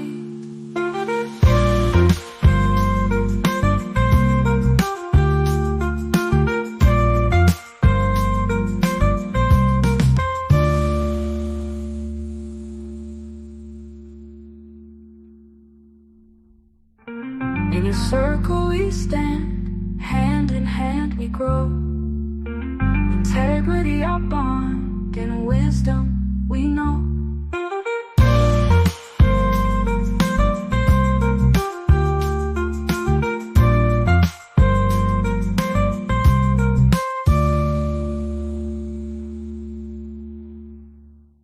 Stories rich and bold of Africa's gold. Wisdom handed down, we wear a peaceful crown. Raise the voices high of ancestors gone by.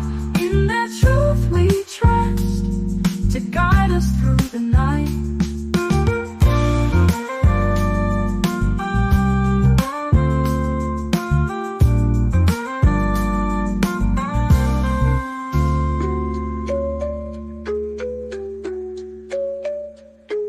On the Brooklyn Bridge tonight, voices strong, knowledge tight.